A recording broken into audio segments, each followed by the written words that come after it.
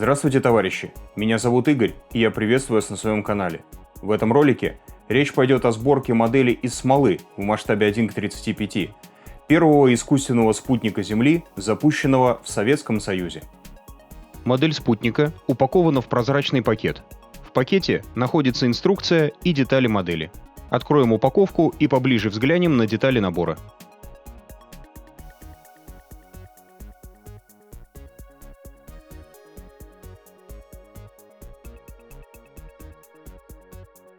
Мастер-модель деталей набора изготавливалась методом 3D-печати.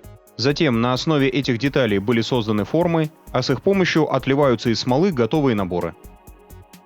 Инструкция совсем маленькая, так как набор очень простой. Смоляные детали могут быть достаточно хрупкими, поэтому отсоединять их от своеобразных литников лучше, используя специальную пилку для смоляных деталей.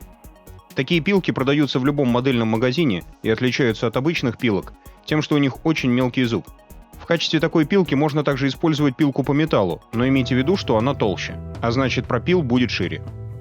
Для того, чтобы не бояться перекосов и не срезать лишнего, отрезаем деталь по кругу.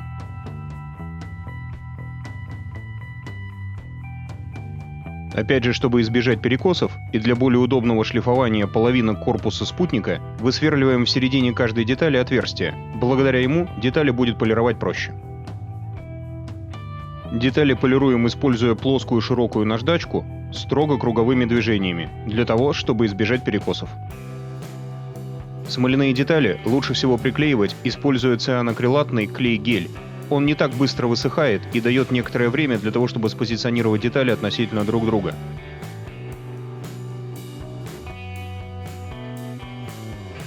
Распрямляем проволоку, которую будем использовать для антенн. Самый простой способ сделать это придать проволоке необходимую нужную первичную форму, аккуратно выправив ее вдоль линейки, а затем, например, прокатать по модельному коврику, прижимая плоским твердым предметом, например, деревянной линейкой.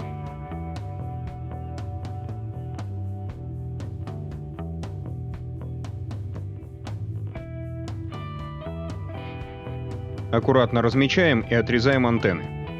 На первом спутнике были установлены два вида антенн, длиною по 2,4 и 2,9 метров. Это были УКВ и КВ антенны. Если перевести длины антенн в масштаб 1 к 35, а также учесть необходимый запас для установки антенн в специальные детали крепления, получится, что длины антенн должны составлять 71 и 85 мм.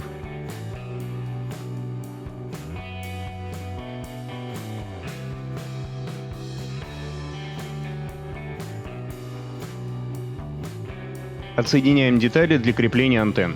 Для удобства в них уже сделаны отверстия диаметром порядка 0,5 мм. Если необходимо, то глубину этих отверстий можно увеличить до 3 мм. Удаляем с деталей излишки смолы.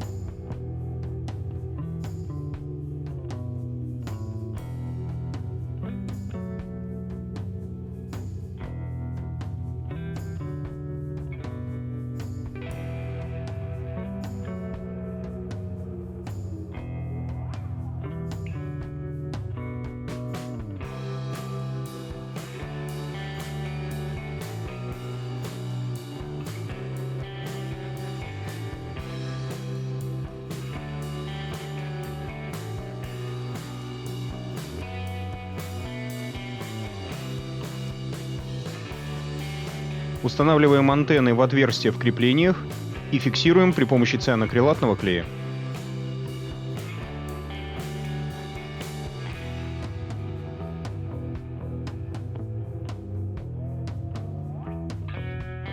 Если необходимо, то излишки цианокрилатного клея можно удалить сразу после установки деталей, используя мягкую тряпочку. Начинаем окраску модели. Для нанесения хрома и придания глянцевого блеска корпусу спутника изначально я покрываю его черной глянцевой нитрокраской.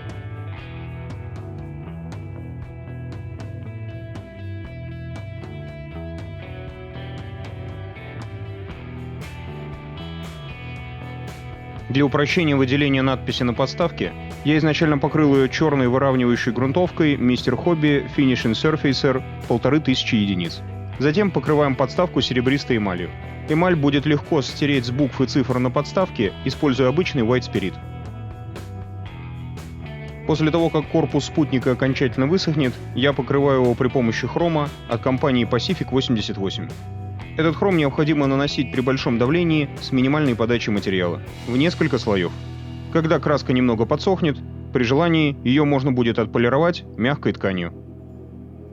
Удаляем серебряную эмаль с надписей на подставке, устанавливаем на спутник антенны, используя идущую в комплекте более толстую проволоку толщиной 0,8 мм, устанавливаем спутник на подставку, и модель будет закончена.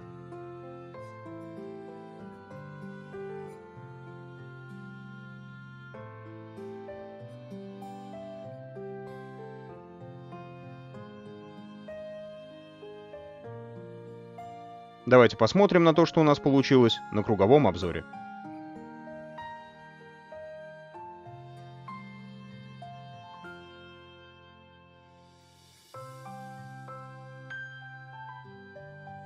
И на этом все. Если ролик понравился, ставьте лайки, подписывайтесь на мой канал.